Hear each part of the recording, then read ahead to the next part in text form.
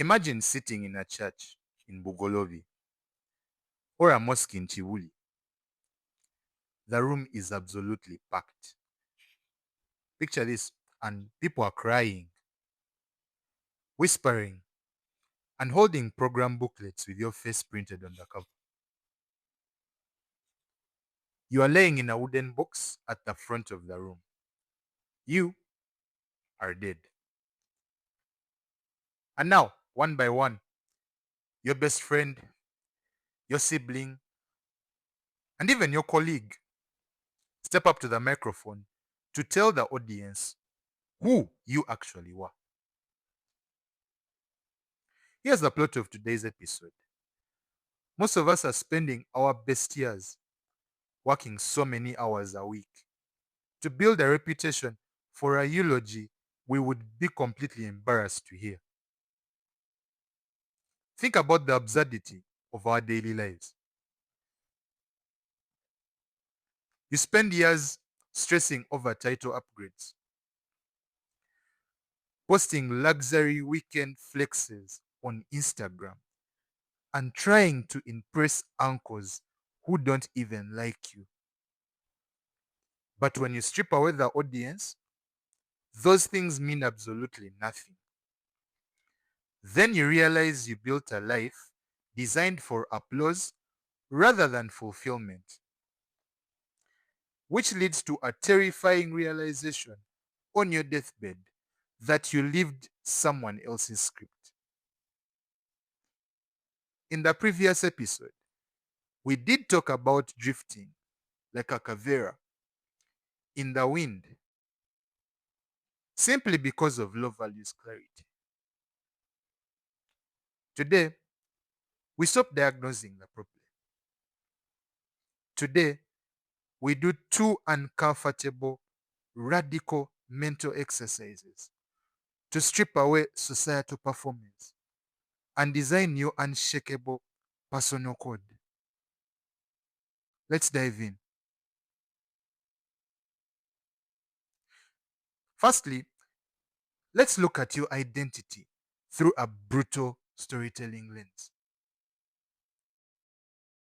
For reference, I'm going to call it the Ssese Island Isolation Test. Picture this: a boat engine fails, and you wash up on a deserted island somewhere deep in Lake Victoria. There is no Wi Fi, there is no internet, there is no social media, there are no family members asking when you're getting married or buying land. You have the simple things, you have basic food and shelter, but you are completely alone and no one will ever come to document your life. Now ask yourself the ultimate question. On that island, what still matters to you? Does driving a luxury car matter on a deserted island? Absolutely not. There are no roads and no one is watching. Does wearing imported designer clothes matter? No, because leaves and cotton do the exact same job. But what about your curiosity? What about your relationship with God? What about your desire to create art, to write stories, to build tools, or master a physical skill? See, modern society in the world has trained us to mistake performative desires for core values. A performative desire, that's something you only care about because other people can see it. That's buying an expensive car and driving it all through town. just so that you can show other people that you have made it. A core value, on the other hand, that is something that retains 100% of its importance, even if you are totally alone on a deserted island and no one ever gives you a single like or retweet for it. If your life's goals vanish the moment the audience leaves the room, then they weren't your goals. You are just paying a tax to buy cheap validation.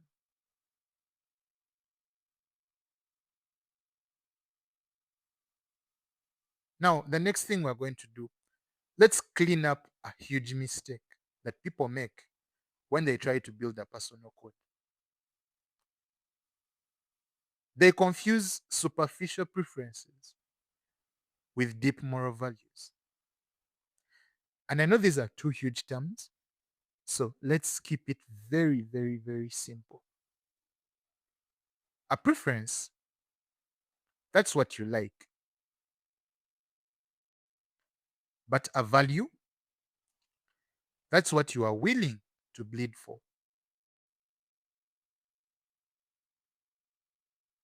So, examples, liking a Rolex from a specific store somewhere in the slums of Kamocha over another, that's a preference. Liking iced coffee, iced lattes, having a certain dress code, such as wearing suits, or being someone that only listens to a certain music genre like rap, those are superficial aesthetic choices. But a value is a non negotiable line in the sand. It is an operating principle that costs you something to keep. An example is if you value integrity, but the moment a dirty deal or a small bribe comes across your desk in those office politics, and you jump on it because everyone is eating, guess what? Integrity is not your value, convenience is. Or if you claim to value family, but you spend 14 hours a day chasing extra deals you don't need, while your kids grow up looking at you as a stranger, then family is not your value. Status is.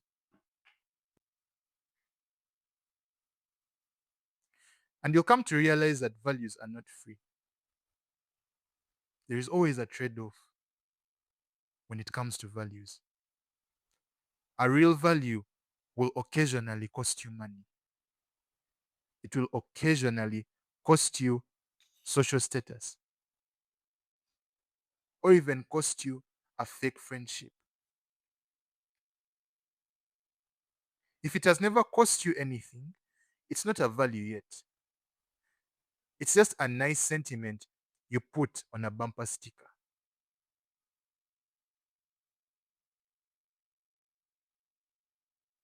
Now let's run it back to that room in Chivuli of Ugolobi. Remember, you are in the casket. The room is quiet. When these people step up to speak about you, nobody is going to read your bank balance. Nobody is going to come up with a list of all the job titles you've held in your life. And nobody is going to talk about how clean you kept your car during the week. They are going to speak about your character. Questions like, did this person make people feel safe? Were they honest when it was hard?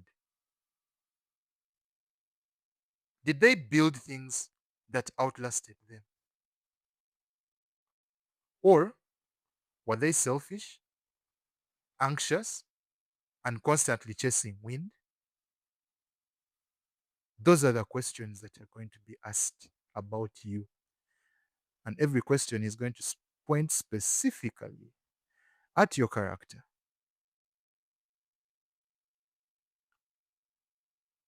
Famous psychologist Bronnie Ware spent years working in palliative care with people in the last 12 weeks of their life. And during that time, she recorded their top regrets. And do you know what that number one regret was? Open quote: I wish I'd had the courage to live a life true to myself, not the life others expected of me. Close quote. Think about how tragic that is. To spend 70 or so years walking this earth, dealing with traffic, paying rent, surviving all hardships known to life, only to arrive at the finish line and realize you played the game on someone else's settings.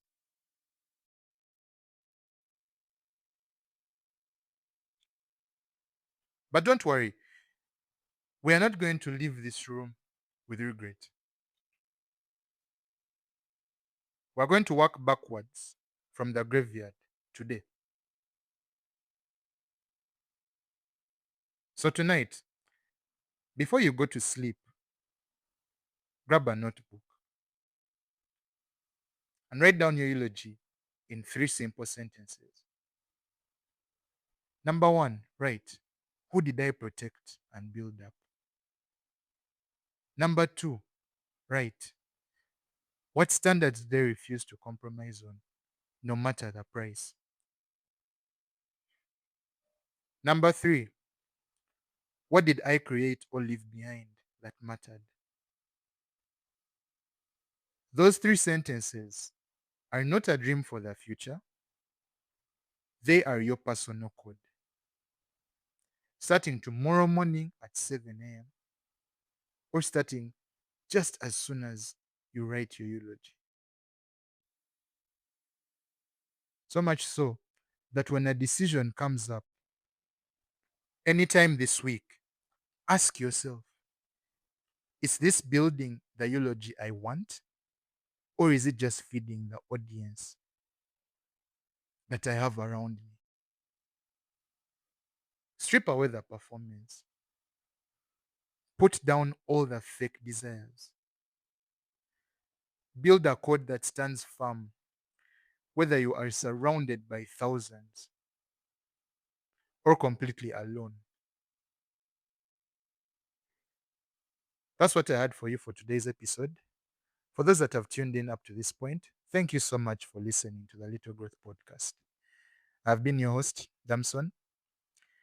And if this episode has given you a gut wrenching feeling, or it has had you feeling very uncomfortable today, please send it to one friend who needs a wake up call. Let's stop playing for the audience and go design a code that we are going to be fulfilled having lived by. I'll catch you in the next episode.